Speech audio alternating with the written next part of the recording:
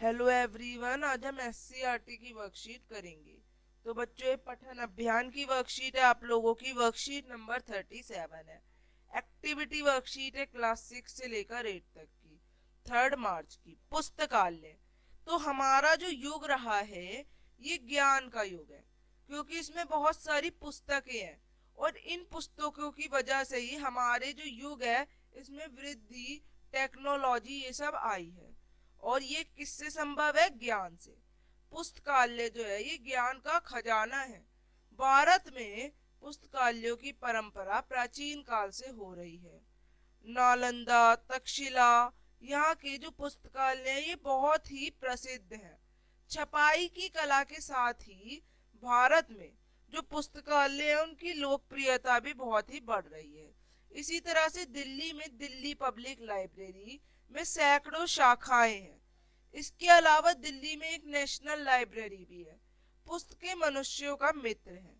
एक और जहां वे हमारा मनोरंजन करती है, वहीं हमारा ज्ञान भी बढ़ाती है। हम सभ्यता की जानकारी भी पुस्तकों से ही प्राप्त करते हैं। पुस्तकों से हमें प्राचीन काल से लेकर वर्तमान काल के विचार ये सब हमें इसी से पता चलते हैं। इसके अलावा पुस्तकें संसार के कई रहस्यों को भी खोल देती है। कोई भी व्यक्ति एक सीमा तक ही पुस्तक खरीद सकता है। सभी प्रकाशित पुस्तकें खरीदना सबके बस की बात नहीं है, इसीलिए पुस्तकालयों की स्थापना की गई है। पुस्तकालय का अर्थ है पुस्तकों का घर। यहाँ पे बहुत सारी पुस्तक हो, हर जगह पुस्तक ही पुस्तक। यहाँ हर विषय की पुस्तक होती है। पुस्तकालय में हर तरह की पुस्तक होती है।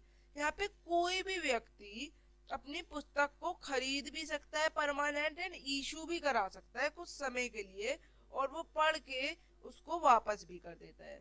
तो ये होता है पुस्तकालय, पुस्तकों का भंडार। तो सभी जो पुस्तकें यहाँ पे सभी ऑथर्स की, जिस तरह की, सभी वक्त जो है हमें मिलती है। पुस्तकालय बहुत ही अच्छा होता है। तो इनमें विदेशी पुस्तकें भी शामिल होती हैं। जैसे विद्यालय की तरह पुस्तकालय भी जो है ज्ञान का मंदिर है। पुस्तकालय कई प्रकार के होते हैं। इनमें पहले पुस्तकालय स्कूल, कॉलेज तथा विश्वविद्यालय के होते हैं। दूसरे प्रकार के पुस्तकालय निजी होते हैं। एक स्कूल लाइब्रेरी, देन एक आपकी होती है दूसरी जो आपकी आसपास की लाइब्रेरी होती है। एंड ज्ञान प्राप्ति के इच्छुक अपने अपने कार्यालयों या घरों में पुस्तकालय बनाकर भी रख सकते हैं। इससे उनके घर का भी ज्ञान भंडार बढ़ता है। पुस्तकालय, राजकीय पुस्तकालय जो कि सरकार द्वारा की जाती है नियुक्त, ये भी एक तरह की पुस्तकालय है। यहाँ गरीब बच्चे पुस्तकों का लाभ उठा सकते हैं। इसके अतिरिक्त स्वयं सेवी संगठन व सरकार द्वारा सचल पुस्तकालय भी है। ये पुस्तकालय एक वाहन पर होते हैं। आप किसी वाहन पर जाएं, वहां तो या तो आप बैठ के पढ़ ले, या फिर आप वहां से बुक इशू कराएं एंड आप ले जाएं। एंड वहां पे दूसरा भी है कि अगर आपको बुक बहुत ही पसंद आती है तो आप उसे बेच भी सकते हैं। अब अपनी पसंद की किन्हीं 5 पुस्तकों के नाम बोलिए। तेनाली राम की कहानी बहुत अच्छी है, लेखक इनके सावन है और मनोज पब्लिकेशन की। 100 रुपए की आपकी आपकी मिल जाती है। पंचतंत्र की 101 कहानी, विष्णु शर्मा, मनोज पब्लिकेशन, 100 रुपए में किताब मिलती है। 41 अनमोल कहानियां प्रेमचंद्र की है ये, मेपल प्रेस, 170 रुपए में है। Gitanjali, Rabindranath Tagore communicate publication limited, 100 रुपए।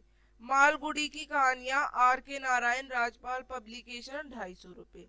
अब अपने विश्वविद्यालय के पुस्तकालय से अपनी पसंद की पुस्तक बताइए। तो मैंने अपने विश्वविद्यालय की पुस्तकों में पंचतंत्र की कहानियों को पुस्तक में अपना नाम जारी किया। ये बहुत ही अच्छी और रोचक पुस्तकें होती है। पुस्तकें मनुष्य की सच्ची मित्र है। कैसे? तो ये आप पॉइंट्स लिख सकते हैं, यहाँ पे आपके कुछ पॉइंट्स है, ये आप मेंशन आउट करेंगे और इस तरह से वर्कशीट करेंगे। अब हम मिलेंगे आगे की वर्कशीट्स के साथ। तब तक के लिए बाय एवरीवन। चैनल को लाइक करें, सब्सक्राइब करें, शेयर करें।